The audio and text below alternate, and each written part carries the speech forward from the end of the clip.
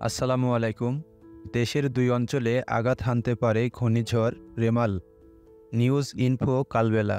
প্রকাশের তারিখ ২৪শে মে ২০২৪। নিম্নচাপটি ঘূর্ণিঝড় রেমালে পরিণত হলে এটি পটুয়াখালীর খেপুপাড়া এবং সুন্দরবন এলাকায় আঘাত হানার সম্ভাবনা রয়েছে বলে জানিয়েছেন আবহাওয়া অধিদপ্তরের পরিচালক মোহাম্মদ আজিজুর রহমান। তিনি বলেন, আগামী রোববার ২৬শে মে সকালে ঘূর্ণিঝড়ের অগ্রভাগ দেশের উপকূলে আঘাত হানতে পারে।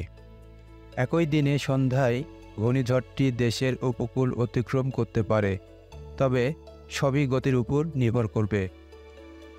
মোহাম্মদ আজিজুর রহমান জানান, নিম্নচাপ ঘূর্ণিঝড়ে রূপান্তরিত হলে এর কেন্দ্রটা সরাসরি দেশের উপর আঘাত হানবে। উপকূলের কাছাকাছি চলে এলে এর শক্তি বাড়তে পারে।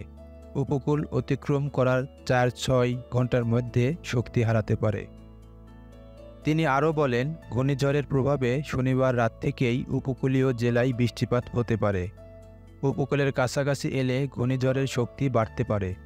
যত কাছে আসবে তত ভারী বর্ষণ হবে, তবে বৃষ্টি না হওয়া পর্যন্ত দেশের গরম কাটবে না। আবহাওয়া অফিসের পরিচালক বলেন, নিম্নচাপটি উত্তর পূর্বে আরও ঘনীভূত হচ্ছে। কেন্দ্রে বাতাসের গতিবেগ ৪০-৫০ কিলোমিটার, ফলে সাগর উত্তাল রয়েছে। নিম্নচাপটি সন্ধ্যা নাগাদ গভীর নিম্নচাপে পরিণত হবে।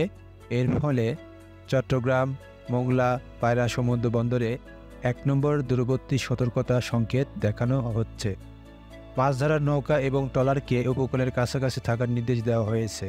এদিকে আবহাওয়াবিদ খন্দকার হাফিজুর রহমানের স্বাক্ষরিত আবহাওয়ার এক বিশেষ বিজ্ঞপ্তিতে বলা হচ্ছে, পূর্ব মধ্য বঙ্গোপসাগর ও তৎসংলগ্ন নিম্নচাপ সংক্রান্ত নিম্নচাপটি শুক্রবার সকাল ৬টায় চট্টগ্রাম সমুদ্রবন্দর থেকে ৮৭০ কিলোমিটার দক্ষিণ পশ্চিমে, কক্সবাজার সমুদ্রবন্দর থেকে ৮০৫ কিলোমিটার দক্ষিণ পশ্চিমে, মোংলা সমুদ্রবন্দর থেকে ৮২৫ কিলোমিটার দক্ষিণে ও পায়রা সমুদ্রবন্দর থেকে ৭৯০ কিলোমিটার দক্ষিণে অবস্থান করছিল। এটি আরও উত্তর পূর্ব দিকে অগ্রসর ও ঘনীভূত হতে পারে। বিজ্ঞপ্তিতে আরও বলা হয়, নিম্নচাপ কেন্দ্রের ৪৪ কিলোমিটারের মধ্যে বাতাসের একটানা সর্বোচ্চ গতিবেগ ঘন্টায় ৪০ কিলোমিটার, যা দমকা অথবা ঝড়ো হাওয়ার আকারে ৫০ কিলোমিটার পর্যন্ত বৃদ্ধি পাচ্ছে।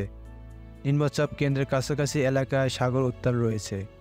কক্সবাজার, চট্টগ্রাম, মোংলা ও পায়রা সমুদ্র বন্দরকে ১ নম্বর দূরবর্তী সতর্ক সংকেত দেখাতে বলা হয়েছে। উত্তর বঙ্গোপসাগর ও গভীর সাগরে অবস্থানরত সব মাছ ধরার নৌকা ও ট্রলারকে পূর্ববর্তী নির্দেশ না দেওয়া পর্যন্ত উপকূলের কাছাকাছি এসে সাবধানে চলাচল করতে বলা হয়েছে। ধন্যবাদ সবাইকে।